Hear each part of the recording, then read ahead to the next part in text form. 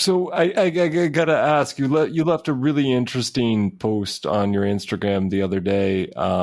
Just over like these last few months, it's been ups and downs. I mean, coming back to Flagstaff, it was probably very emotional for you, seeing people you hadn't seen in so long, seeing things with different eyes now.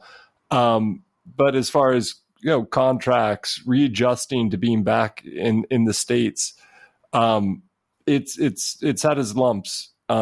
Is that something could you share a little bit about that, and and why did you choose to open up about that on Instagram? I know for myself, like being that vulnerable on Instagram I have difficulty with that. I always want to be like the guy, I got it together. I'm doing this shit. I'm going to do this right. And when I see people I know and people that I care about open up about that, man, I'm wondering where are they at? Obviously I want to reach out to them. I want to offer whatever help I can. But like, what led to you talking about that, and where are you at right now? So, the main thing that I wanted to post to communicate in that post is to just bring up again the problems that I had with that race that I ran in Italy with OneHundred in Gran Sasso, and how difficult it has been to get the prize money from them.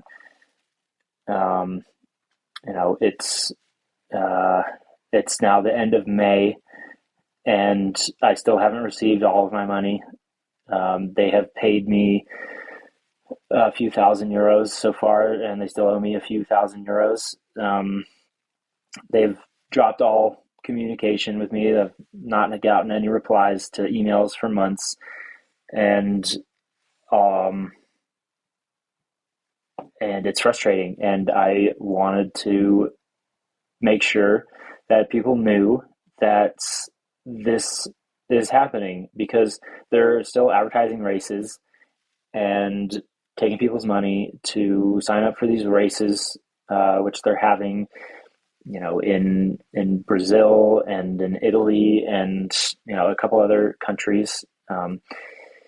Like, I won that race and you were right behind me. You got second place. What did it take for you to get paid by them? Well, so actually, it took for people complaining online. That was an action that I tried. I was trying to work behind the scenes on this. It's a long story with OneHundred. I have a little bit of a longer history with that race. For people who aren't aware, OneHundred came in a couple years ago.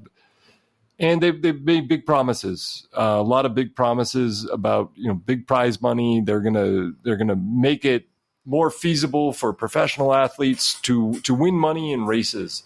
A lot of big promises with live streaming, a lot of excitement. And they offered what they ended up offering in the time they've been around. They've offered something that's okay, but it's very far from what they promised. And I will say, from the race in Gran Sasso in Italy that we participated in, I ended up getting the prize money because someone else in Brazil, from the race in Brazil, they ended up complaining publicly online. It looked bad for the organization, and I'll go ahead and say my opinion and where the money came from was from an investor in the organization who wanted to stop the bleeding of people complaining publicly. And so as far as I know, everybody who participated in OneHundred races in Brazil they were paid. I don't know if every organization who helped in the races in Paraty, which is a race that they did in the state of Rio de Janeiro. I don't know if all the organizations that worked with that race were paid, but I know almost all of the athletes. I think all of the athletes in Brazil were paid. Outside of Brazil, it's a very different story. I know from Gran Sasso, I think you're actually one of the only athletes who received the money.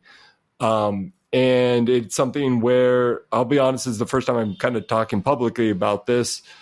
I was hoping that we could solve this behind the scenes. I was hoping that it would be something that we could take care of and move forward. But unfortunately, people are not calling them out outside of Brazil. And unfortunately, I think you're the only athlete I know of outside of Brazil who has received any money at all, which is very unfortunate as far as what they promised. I know I had expectations. Obviously, I thought that what they were promising looked great, and I saw some asterisks. I saw some warning signs pretty early on. But I thought that maybe I could help them with that. And I was actually involved in the planning in Brazil for the race here. I thought maybe some of the problems that happened in their first race in Brazil could be fixed if they had somebody who knew a little bit more about, the trail running culture in Brazil and organizing trail races in general, which seemed to be something that they were lacking in. Lacking knowledge in, and trying to work with them from different aspects. It was not a very good experience, I can say. But my hope is we can still work with the organization to get the athletes what they promised them. I know there's athletes in Poland and in Italy and in your situation in the US that are still waiting for prize money. And it's an unfortunate situation. Yeah. And what is an athlete supposed to do in this situation? You could go the American way and sue them if that's even an option. Sponsors, are they supposed to help you out? Getting your money from these races. I've never heard of that happening. The only thing that you can do is try and communicate with them directly, try to understand what's happening, like why you haven't been paid. And, from the start with them, it was questionable. Like right after the race, I sent them an email maybe like a week later, like, hey guys, how's it going? Thank you so much. That was awesome. When can you pay me? And the response was, oh, well, on our website, it says 90 to 120 days after the event, you will get your money. And I was like, okay. So I went and looked on the website and no mention of that anywhere. And I looked like everywhere where on the website, it didn't say that anywhere. And then 90 days comes and 120 days goes and I still hadn't been paid. And I continue emailing them like, hey, where's the prize money? It's been, over 5 months, however long it was. And that happened a couple times, and then a couple responses of, oh, it's coming soon, next week, lots of those, and still nothing. And then that is when I made the post, the first time I called them out on Instagram, and then I think it was the next week when I got like the first 2,000 euro payment. And then there was another one that came maybe a week or two later, and nothing since then. And they still owe me 2,350 euros. So I reminded them of that in another email, which did not get any reply. The last few emails for the last, couple months now haven't had any reply. And so, that's why I've just been vocal on social media. I feel like that's the only thing I can do. If I don't get the money, whatever, like for me, that's a lot of money. And especially right now with trying to move and work in 2 jobs, and just trying to maintain any kind of running fitness that I have, that right now that would go a long way. and they're keeping that from me. Running 100 miles was not the hard part in this story. That was the easy thing. Trying to get what they promised, that prize money, has been a real big pain in the ass, and it's not good for them. Obviously, it's not good for trail running. Not that many races offer prize money for whatever reason. A lot of these races charge a lot of money to race them. That money's going somewhere, but it's not going to the top performers, who are the ones really at the end of the day that do the majority of race promotion. And and I told them the same thing. What's really unfortunate is if they had just paid us in a timely fashion, maybe at 90 to 120 days, maybe it did say something about that on the website. Maybe it didn't matter. If they had paid us in that time, then great, in full, then that would have been great. And I would have loved to continue to promote this race and race it in the future around the world, whenever or wherever they had their events. But that's a long gone thing now. I'll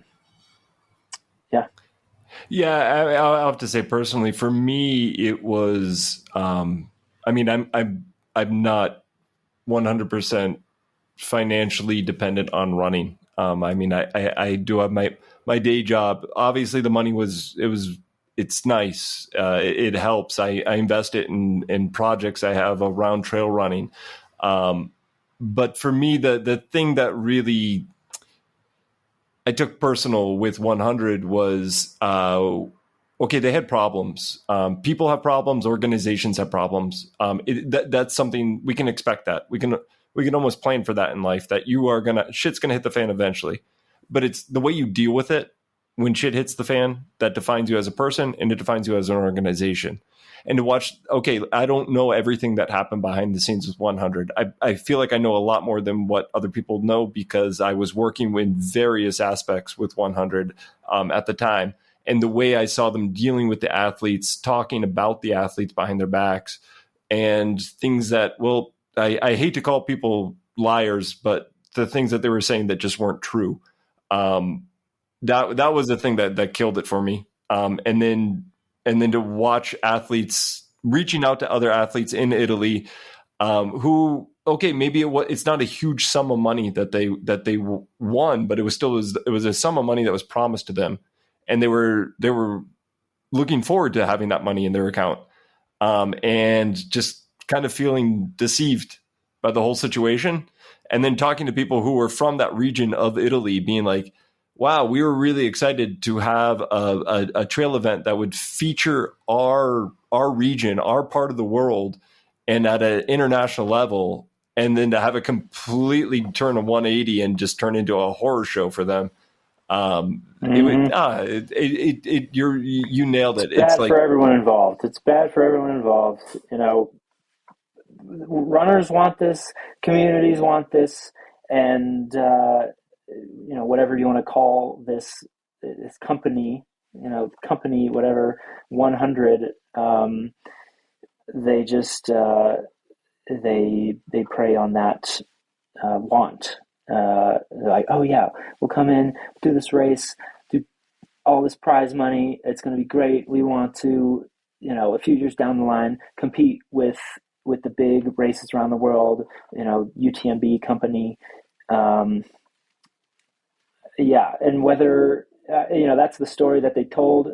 Whether they believe that or not doesn't matter. Like, personally, I don't believe that they ever believe that, at least the ones in charge, because how could they?